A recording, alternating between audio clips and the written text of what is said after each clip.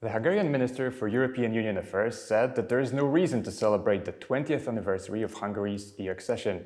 To see what the opposition thinks about it, I'm joined by Péter Márki-Zay, who back in 2022 was the United Opposition's candidate to become the Hungary's Prime Minister. So do you see a reason to celebrate? Oh, absolutely, yes. At the same time, we are also sad because 20 years passed, full of opportunities, full of unfulfilled promises. Mm-hmm. And please tell me, how did it come to this? I mean, 20 years ago, there was a referendum here in Hungary, and 83% of Hungarians said that they are in favor of joining the European Union. And now they continuously vote for a party that's Eurosceptic. Mm-hmm. It's very strange, actually, and I cannot give you an easy explanation for this. Hungary is still among the nations in Europe where Europe's popularity is the highest. I believe it's even higher than in Poland, for example. It's definitely higher than in Western European countries.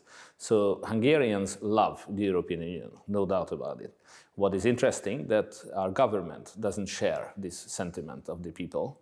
They attack continuously the European Union, which gives them the opportunity to steal huge amounts of European taxpayers' money and enrich themselves and their families.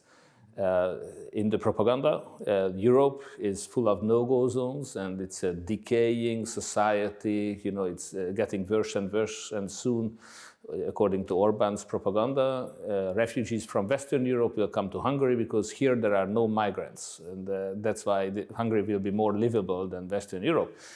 And as opposed to this, about 1 million Hungarians already left Hungary in the last 14 years, the rule of Orban. None of them, almost none, went to Moscow, Beijing, or Istanbul. They all went to the rotten West, as Orban puts it. They all went to Austria, Germany, Switzerland, England, etc. Mm-hmm. Let's consider a scenario in which Hungary had never joined the European Union. Do you think that now the EU would let Hungary in? Probably not, because Hungary would not fit the requirements for accession. Hungary currently is not a democracy at all. There is no rule of law in Hungary. If you are a Fidesz politician, you can commit any crime without consequences. There's also no freedom of the press and freedom of expression. People are fearful if they express themselves freely, then they will be fired from their job, which happens regularly. There's also no opportunity for the opposition to appear on state television. I was the prime ministerial candidate of the entire Hungarian opposition.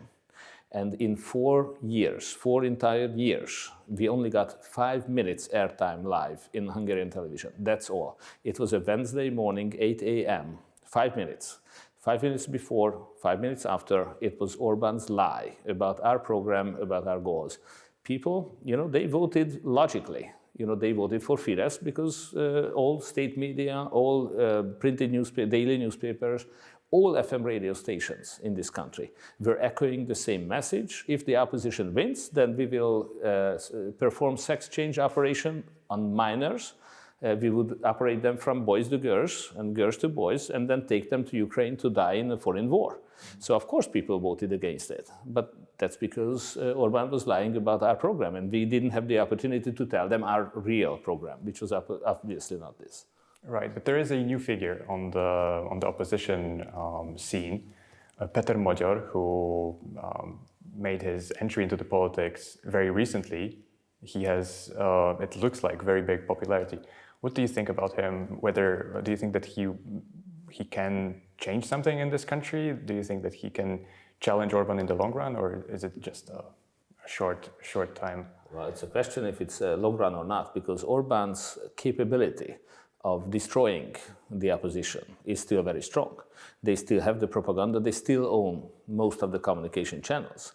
So, of course, with all this brainwashing, yes, certainly, they can pretty much, they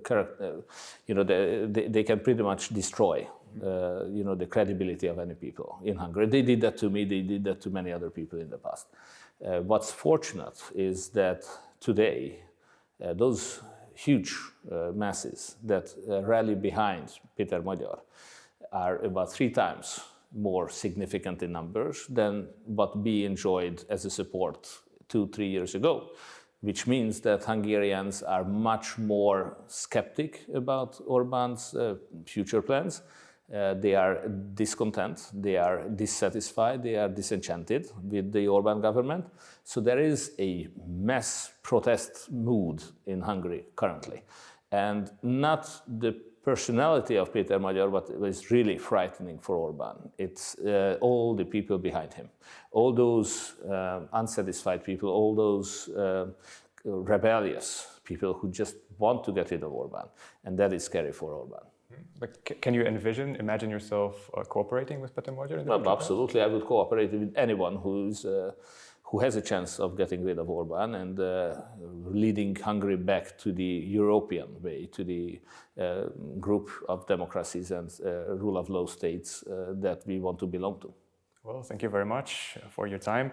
It was Péter Márki-Zay, who back in 2022 was a Hungarian opposition's candidate and also is a candidate once again, this time in the local elections.